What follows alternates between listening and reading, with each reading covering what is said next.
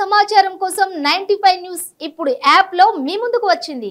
వెంటనే డౌన్లోడ్ చేసుకుని news update తెలుసుకోండి. ప్రతి క్షణం ప్రజాక్షేమం కోసం. పాలన గురించి మీరేమనుకుంటున్నారు? కాంగ్రెస్ పాలన ఎక్కడ ఉందంటే కాంగ్రెస్ పాలన ఎక్కడ లేదు. కాంగ్రెస్ అనేది అంతమైపోయింది. కాంగ్రెస్ గురించి ఇప్పుడు ఇబ్బంది లేదు, కానీ మాకు మునుగోడులో మాత్రం భారతీయ జనతా పార్టీ గెలవడం కన్ఫర్మ్. కాంగ్రెస్ పార్టీ చిన్న చిన్న పార్టీలు వస్తున్నాయి కదా, వాళ్ళందరికీ మీరు ఏం చెప్పాలనుకుంటున్నారు? వస్తారు మేడం. ఇప్పుడు సమాజంలో అంటే ఇప్పుడు ఒక ఈ కంట్రీ అనేది ఒక ఎలక్షన్ అంటే చిన్న చిన్న పార్టీలు వస్తాయి. దాంతో ఇబ్బంది ఏం లేదు. మాకు చిన్న చిన్న పార్టీతో ఎలాంటి ఇబ్బంది లేదు. మరి ఈ పార్టీ వచ్చిన తర్వాత యువత ఎలా ఉంటుంది అనుకుంటున్నారు? గత 6 సంవత్సరాలు 7 సంవత్సరాల నుంచి భారతీయ జనతా పార్టీని ఆదరిస్తున్నారు. యువతతోటే భారతీయ జనతా పార్టీకి ఒక బలమైన నాయకత్వం వచ్చింది. యువత కూడా భారతీయ జనతా పార్టీని గట్టిగా నమ్ముతున్నారు కాబట్టి ఈ రిజల్ట్ చూస్తున్నారు కదా భారతదేశం అంతా. ఈసారి పక్కాగా బీజేపీనే వస్తుందంటారు? 100% బీజేపీ వస్తుంది. అంటే చాలా వరకు ఇప్పుడు చాలా ప్రచారాలు జరుగుతున్నాయి, అవని ఇవని చెప్తున్నారు. ఒకరి మీద ఒకరు చెప్పుకోవడమే అంటున్నారు కానివ్వండి, ఏది మా పార్టీ అని చెప్తున్నారు. స్పెషల్గా మీ పార్టీనే అని మీకు అంత గట్టి నమ్మకం దేని మీద?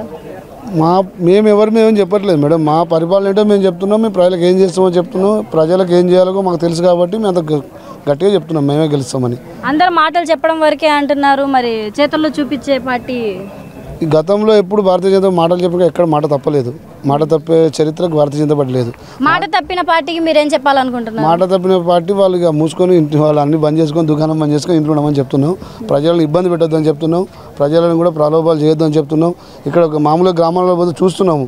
ఈ చిల్లరగా టీఆర్ఎస్ పార్టీ వీళ్ళు ఈ ఓటర్లను అది మద్యం తాపించి పనులు చేయకుండా వాళ్ళని డిస్టర్బ్ చేయడం, వాళ్ళ ఇంట్లో చాలా ఇబ్బందులు పెడుతున్నారు. వాళ్ళు అంటున్నారు ఈ టీఆర్ఎస్ పార్టీ వాళ్ళతో మాకు చాలా తలకాయ నొప్పి అయిపోయింది సార్, పొద్దున్నే వచ్చేసి మాకు ఇబ్బంది పెడుతున్నారు, వ్యవసాయ పనులు చేసుకోకుండా అవుతుంది, అదేవిధంగా ఆరోగ్యాలు ఖరాబ్ చేస్తున్నారు, లిక్కరు ఏర్లై పారుతుంది, మాకు ఒక్కొక్క ఊళ్ళో 20-30 బెల్ట్ షాపులు అయిపోయినాయి, గతంలో 20 ఉండేది 30 అయినాయి, ఎలక్షన్ల పేరు మీద చాలా ఇబ్బంది అవుతుందని చెప్తున్నారు.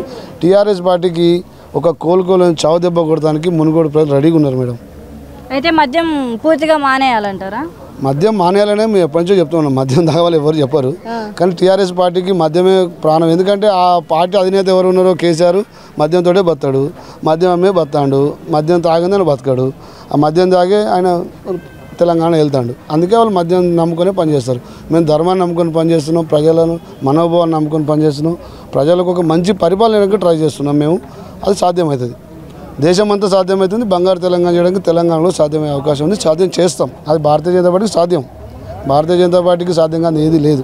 తెలంగాణలో 3.5 కోట్ల ప్రజల యొక్క ఆశయాలను ఆకాంక్షలను పక్కకు పెట్టి ఈరోజు 3 కుటుంబ సభ్యుల కోసం కేసీఆర్ ఆడుతున్న డ్రామాలన్నీ తెలంగాణ ప్రజలు గమనిస్తూ ఉన్నారు. చేయించుకోవడానికి బెదిరియడం, భయపెట్టడం, పోలీస్ బలగాన్ని ముందర పెట్టడం, తాగిపీయడం, తినిపీయడం, ఇట్లాంటి కల్చర్ను తీసుకొచ్చింది కేసీఆర్ కుటుంబం, టీఆర్ఎస్ పార్టీ.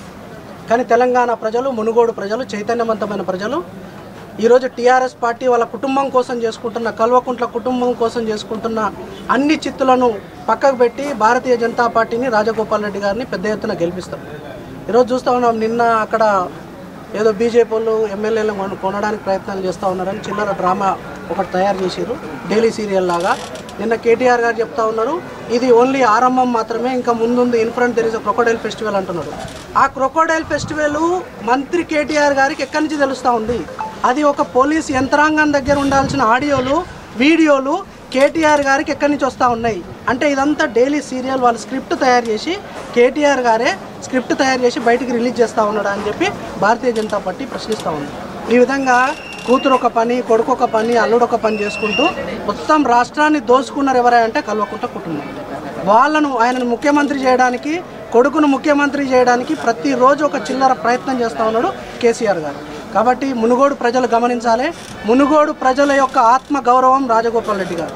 మునుగోడు ప్రజల కోసం అసెంబ్లీనే మునుగోడుకు తీసుకొచ్చిన గొప్ప నాయకుడు రాజగోపాల్ రెడ్డి గారు. కాబట్టి రాజగోపాల్ రెడ్డి గారిని పెద్ద ఎత్తున గెలిపిస్తే మునుగోడుతో పాటు తెలంగాణ ప్రాంతం మొత్తం డెవలప్ అవుతుంది. తెలంగాణ ప్రాంతంలో ప్రజలు కోరుకుంటున్న ఆకాంక్షలు నెరవేరాలంటే రాజగోపాల్ రెడ్డి గారికి భారీ మెజార్టీతో గెలిపించాలి. గారు డబ్బుకు లొంగి పార్టీ మారారంటున్నారు, మరి దీని గురించి ఏమంటారు మీరు? ఇప్పుడు డబ్బుల గురించి, అవినీతి గురించి కేసీఆర్ ఫ్యామిలీ మాట్లాడితే అవినీతే సిగ్గుపడుతుంది. ఈ రాష్ట్రంలో లక్షలాది కోట్ల ప్రాజెక్టులు మెగా వాళ్ళకు తాకట్టు పెట్టి అమ్ముడు పోయింది ఎవరని చెప్పి తెలంగాణ ప్రజలు అడుగుతా ఉన్నారు. వాళ్ళు సొంత క్రెడెన్షియల్స్ తోటి ఓపెన్ టెండర్లో తెచ్చుకున్న దాన్ని మీరు ప్రశ్నిస్తే లక్షల కోట్ల ప్రాజెక్టులు అలాట్మెంట్ చేసి మెగా ప్రాజెక్టుకు మీరు మీ కుటుంబం అమ్ముడు పోయింది కదా, మరి దానికి తెలంగాణ ప్రజలకు సమాధానం చెప్పండి. దాదాపు 2 లక్షల కోట్లు mission Bhagiratha, mission Kaleshwaram project, mission Kakatiya ప్రాజెక్టుల కింద 2 లక్షల కోట్ల ప్రజాధనాన్ని తెలంగాణ ప్రజల యొక్క చెమటను ఈరోజు మీరు ఒక కంపెనీకి ఇచ్చారు కదా, అది అవినీతి అయితే మరి అది తెలంగాణ ప్రజలకు చెప్పండి. ఫస్ట్ దాని మీద సమాధానం చెప్పండి. వారు బిజినెస్ చేసుకుంటారు. మరి రాజగోపాల్ రెడ్డి గారు 30 ఏళ్ళ నుంచి బిజినెస్ చేస్తూ ఉన్నారు, కాంట్రాక్టులు చేస్తూ ఉన్నారు. దానిలో తప్పేందండి? మరి కాంట్రాక్టర్లందరినీ వేరే రాష్ట్రాల నుంచి, ఆంధ్రప్రదేశ్ నుంచి తీసుకొచ్చి ఇక్కడ ఎట్లా మీరు తెలంగాణలో కాంట్రాక్టులు ఇస్తూ ఉన్నారు? వేరే రాష్ట్రాలు ఉన్న వాళ్ళ కాంట్రాక్టులు ఎట్లా ఇస్తూ ఉన్నారు మీరు? అందులో అవినీతి ఉన్నట్టే కదా. కేటీఆర్ గారు వాటిలలో అవినీతి ఉందని మీరు భావిస్తే రెండో ప్రశ్నకు మేము సమాధానం చెప్పడానికి సిద్ధంగా ఉన్నాం తప్ప మీ చిల్లర ప్రయత్నాలు, చిల్లర మాటలు తెలంగాణ ప్రజలు, మునుగోడు ప్రజలు నమ్మరు.